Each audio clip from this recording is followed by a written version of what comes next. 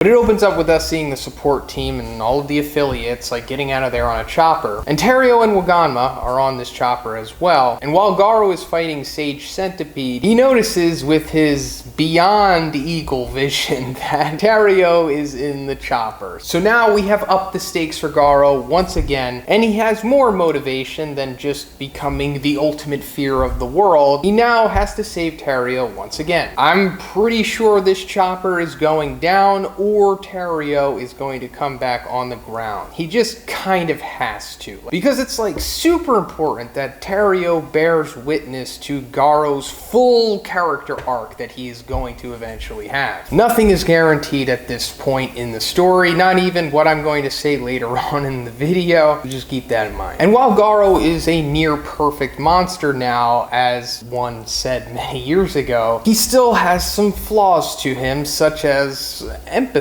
Because Sage Centipede notices him scoping out Terrio and realizes, oh hey, he's interested in that, and we kind of know that Garo is on the fence of being a full-blown monster or being a human. Now, why would Sage Centipede know this? I don't know, there's kind of like this monster slash god Akashic records going on, but Garo winds up getting messed up by Sage Centipede and shot at by Evil Natural Ocean's Ocean Grand Cannon. I mean, the fact that he took this on the chin is ultra impressive, but that's kind of like Garo's thing. And also, now that he is the strongest he has ever been by far, you can take bumps like this. But then Saitama comes back into the fray and sprints on the water towards Evil Natural Ocean. Yes, this is a god-like analogy. There are quite a few in here because Saitama is a god. I mean, he's not like literally like God, but he is a god. And he straight up does a serious punch in this chapter, which is amazing. It's always nice to see this. Pretty sure we haven't seen it since chapter 84. And just like Moses did with a Beyblade, Saitama parts the ocean, but I'm pretty sure he's not killing Evil Natural Water or Evil Natural Ocean here, because we see the eyes kind of go their own separate ways, and they're still, you know, present later on. So this is one letting us know that, you know, he's not dead yet. And no, this doesn't mean like he survived a serious punch, because it's kind of like a gray area here. I mean, you could go to the first OVA from season 2 and say that the earthworm monster survived the punch from Saitama too. But then Saitama notices that there's that aircraft carrier out there, and Saitama quite literally surfs an aircraft carrier in this chapter. This is just only kind of stuff you're really going to see in this manga, and I wouldn't be surprised if this was Murata's addition to the story. I mean, he of course got permission from One, but this just feels way more Murata than One. But then after this, Sage Centipede says something very interesting. It's like, it died, referring to Evil Natural Water. What just happened? Some kind of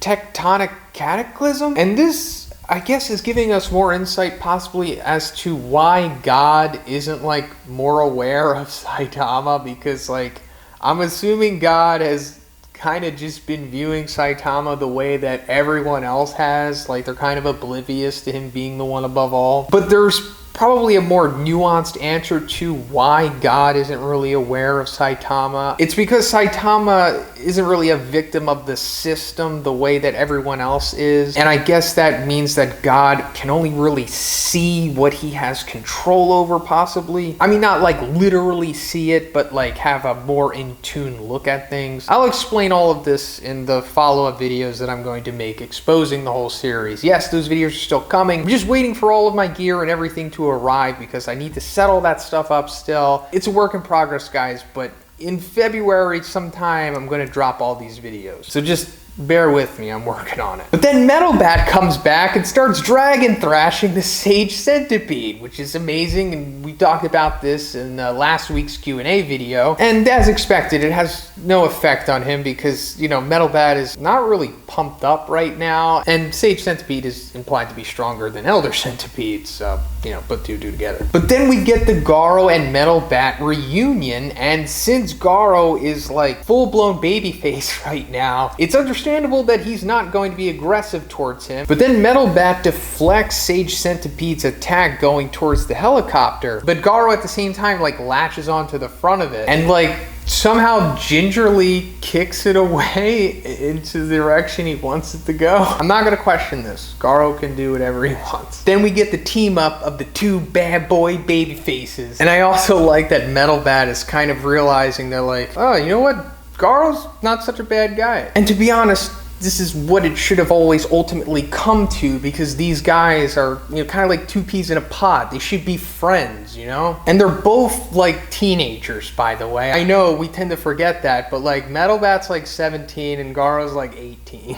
But then it's also revealed that like Garo is being shown on the news, everyone's seeing it. Aside from Suiryu and Suiko and all that stuff, this is going to come back into play for sure. It's not just for like this chapter. And as for Suiryu like giving Garo the benefit of the doubt, you could probably see where that's going. I mean, if you didn't see the 4th OVA from season 2, check it out. But that's where the chapter ends. I'm not mad at the pacing here if we are going to get consistent releases from now on. Also, no, that doesn't mean that the retcons or redraws are completely over, because to be honest, I'm not sure. I think there has to be at least some more, but not like before. But anyway, let me go into some post thoughts here. And I talked a little bit about this on Twitter, which saw everybody disagreeing with me, which is fine, nothing new. But I said that I'm pretty sure that Garo is going to accept God's influence, and that led to everybody being like, no, you're wrong. You don't understand the character like we do. Guys, just calm down. You probably wouldn't even be a fan of Garo if it wasn't for me. So have some faith in you, boy. I'm not saying that he's going to be like,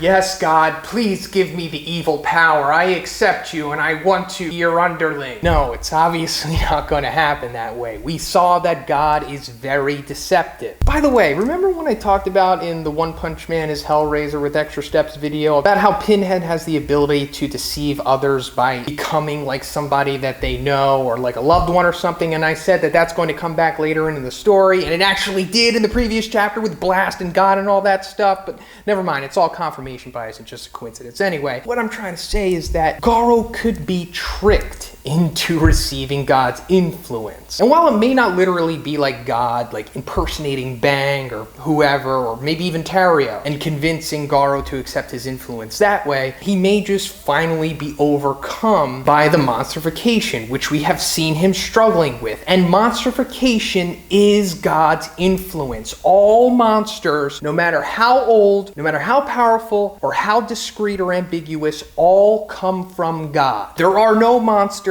without God. But I assure you that there is going to be a paradigm shift with Garo where he finally gives over to the monster side and his shell breaks and we see like this super aesthetic, awesome, perfect monster form. It's coming. It's not necessarily a spoiler because it's just guaranteed at this point if you just follow the story. And what could lead to that is maybe there's like a false death with the chopper possibly. Maybe like the chopper goes down or something and Garo thinks that Terrio died in it, and that's what finally snaps him and he becomes like rah, and then goes on a rampage or whatever, or it's something like that. There needs to be a catalyst for Garo to fully let go of his humanity. So that's all I'm saying, guys. You don't have to grandstand me on everything. But yeah, that's pretty much it for this one.